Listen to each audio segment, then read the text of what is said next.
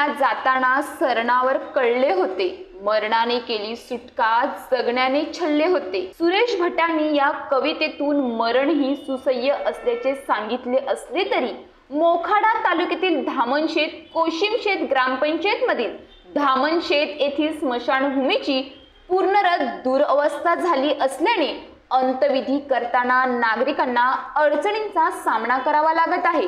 धामणशेत, पाटीलपाडा, ठाकूरवाडी अशी 3 गावपाड्यांची लोकसंख्या 800 ते 900 च्या आसपास आहे। या तिन्ही गावपाड्यांसाठी एक स्मशानभूमी आहे।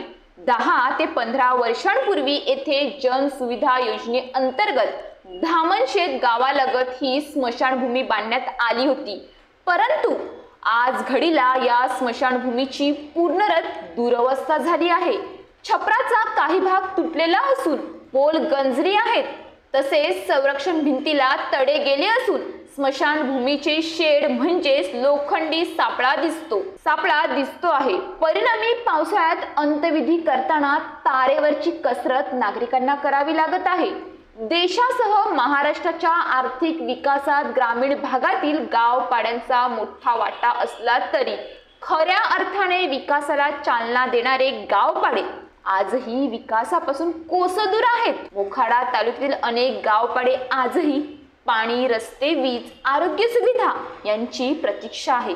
गेल्या अनेक संकल्पात आदिवासींच्या विकासासाठी मोठमोठ्या आकड्यांची तरतूद केली जाते, पण येथील आदिवासींचा खऱ्या अर्थाने विकास मात्र होताना दिसत नाही। हेच यावरून अधोरेखित होत आहे। धामणशेत येथील स्मशानभूमीचा प्रस्ताव मंजुरीला जिल्ह्याला पाठवला आहे, परंतु हेतू पुरस्कर याकडे दुर्लक्ष केले जात आहे, असे धामणशेत कोशिमशेतच्या ग्रामपंचायतीच्या उपसरपंच वैशाली साळवे म्हणाल्या। News police reporter Dnyaneshwar Palve, Mokhada. अशाच ताज्या बातम्यांसाठी आमच्या न्यूज पोलीस रिपोर्टर चॅनलला लगेच सबस्क्राइब करा आणि बेल आयकॉन दाबायला विसरू नका।